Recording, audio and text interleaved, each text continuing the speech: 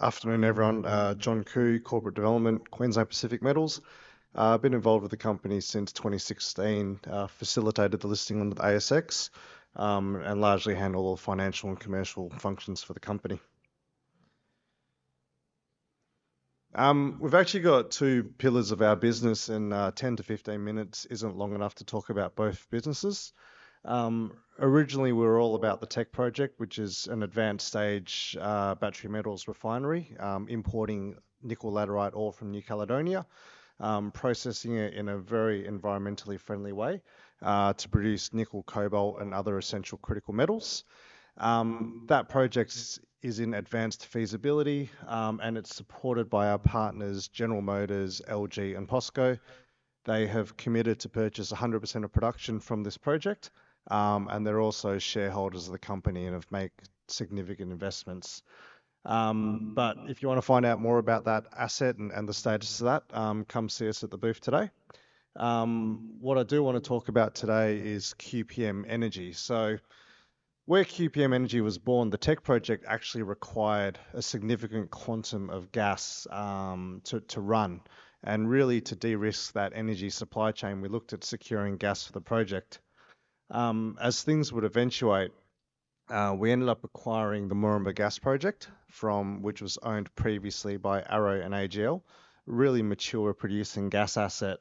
Originally when we went to look to acquire this, it was really to secure energy supply for the tech project.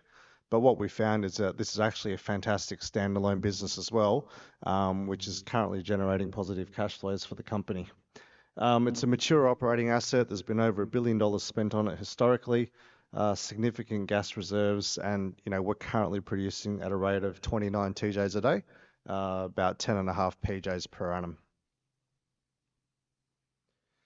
Just the asset itself. So it's located in Moranbah, which is effectively a coal mining region of Queensland in the Bond Basin. All of Australia's premier coking coal mines are located in this area. The gas is co-located with the coal.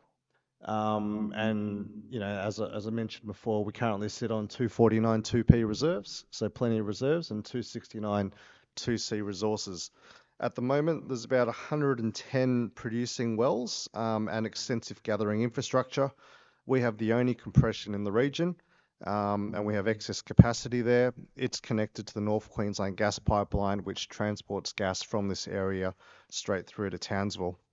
At Townsville, at the end of the pipeline, is the Townsville Power Station. We supply gas to TPS, or Townsville Power Station, and we have all the electricity rights. Every night in the grid, when you turn your air conditioning on or when you get home, do your cooking, etc., you're actually benefiting QPM.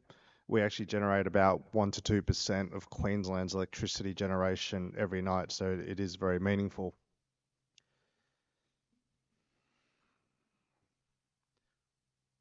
Just a bit about the Bond Basin. We're actually connected to a number of coal mines, and a lot of these coal mines are underground.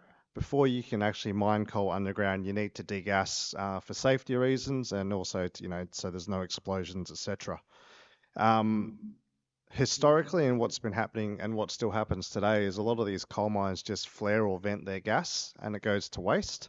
But now with recent safeguard mechanism reforms, which I'll touch more upon later, these coal miners need to actually do something about their gas to reduce their carbon footprint. And the safeguard mechanism calls for them to reduce their carbon emissions by 4.9% each year, straight through to 2035. There's 215 carbon emitters in Australia, which is reform targets, and about 35 of these are located in the Bowen Basin. So we have the infrastructure there, and we have the only compression in the region and the only connection to the pipeline to go send that gas to other customers. So if they want to reduce their carbon, it's got to go through us primarily. Just some pictures. The picture on everyone's left is the first day that we acquired the asset, which was the 26th of August. It's a picture of the operating team. Compression facilities, a couple more compression nodes. As you can see, there's been a lot of dollars spent on this asset historically.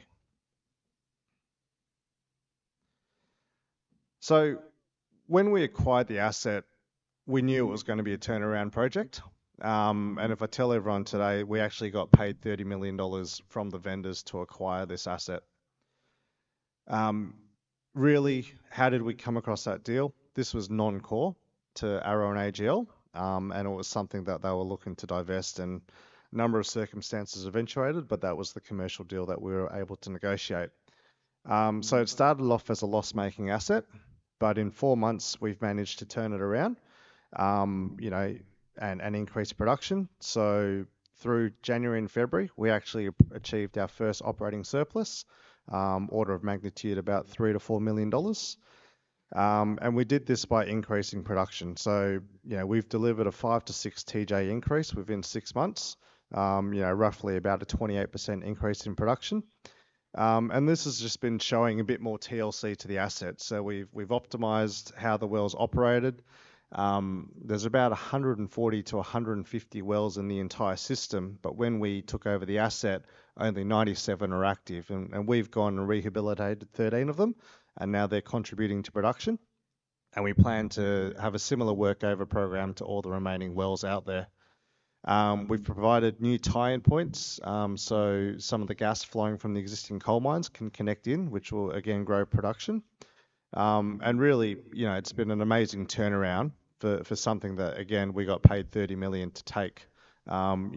Within 4 months, we're into the green, and now generating dollars for the company.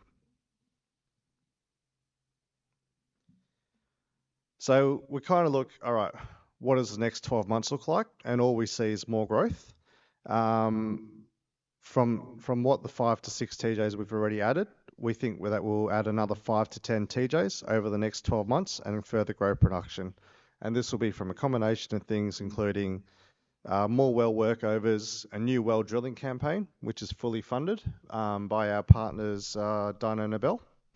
And all this activity is fully approved. It's in existing PLs, etc.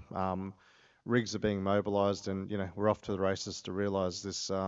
We've got runs on the board, but it doesn't stop there. How's that translated to revenue? That December quarter was the first quarter that we had the asset. We were less than $20 million. Through January and February of this year, we already generated almost 25 million of revenue, and we think for the March quarter will be somewhere between 30 to 40 million dollars in revenue.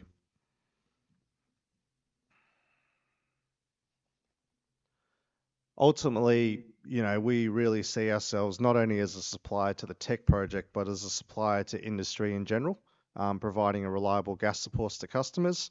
We've got electricity generation with our power stations, and we're also looking to develop an energy hub in Townsville, which could deliver CNG, LNG, and additional firming power generation to industrial customers. And we've been contacted by a lot of industrial users in Townsville who, they're currently burning diesel for an equivalent gas price of $35.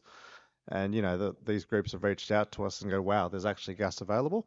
And we're having those discussions. So we're really, really bullish about the potential for additional customers for this project. Something that's extremely unique about the project, as I said, we're actually the registered participant generating electricity into the national electricity network. So we have the rights to all the power generated at Townsville Power Station. We send our gas there, and what we actually achieve in electricity prices is very attractive when you work back how much gas that we actually contributed in there. January was a hot month. We all ran our air conditioners, and we realised an equivalent gas price in excess of $40. Just how the Townsville Power Station operates, it operates as a peaking power station. So during the daytime, when we have an abundance of solar energy, you can see that dip in the middle. That's when solar and wind is cranking.